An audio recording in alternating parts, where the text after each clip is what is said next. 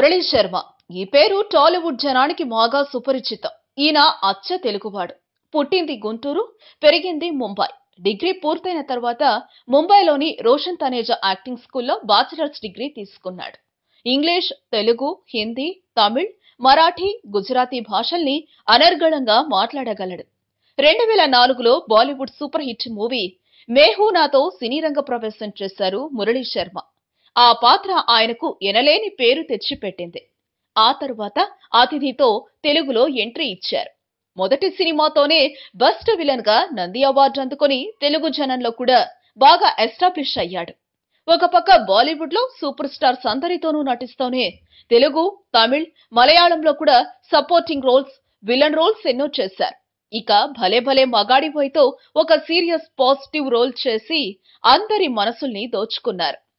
సినిమాలేమీ లేనప్పుడు ఆయన ఎక్కువగా బుక్స్ చదవటానికే ఎక్కువ ప్రిఫరెన్స్ నిస్తారు. మురళీ శర్మ 2009లో యాక్ట్రెస్ అశ్విన్ కల్ శేఖర్ అనే ఆవిడ్ని పెళ్లి చేసుకున్నాడు. ఈమె 1998లో బాలీవుడ్ యాక్టర్ నితీష్ పాండేని పెళ్లి చేసుకున్నారు. అతడితో 4 ఏళ్లు కాపురం చేశాక వాళ్ల మధ్య ఏవో గొడవలొచ్చి అతడికి విడాకులిచ్చేసింది.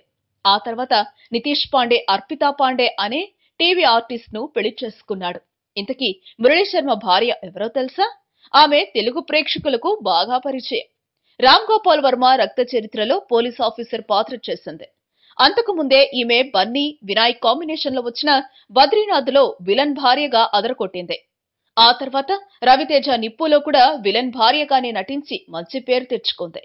ఆ తర్వాత ఈమె తెలుగులో నటించలేదు. ప్రస్తుతం మురళీ శర్మ, అశ్విన్ కల్ శేఖర్ కలిసి ముంబైలో ఉంటున్నారు. ప్రస్తుతం ఆమె హిందీ సినిమాలతోనూ, హిందీ టీవీ సీరియల్స్ తోనూ ఫుల్ బిజీగా ఉన్నారు. ఈ వీడియో మీకు నచ్చితే ఓ లైక్ కొట్టండి, మీ ఫ్రెండ్స్ కు షేర్ చేయండి.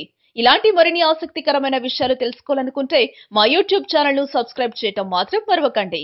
Thank you for watching.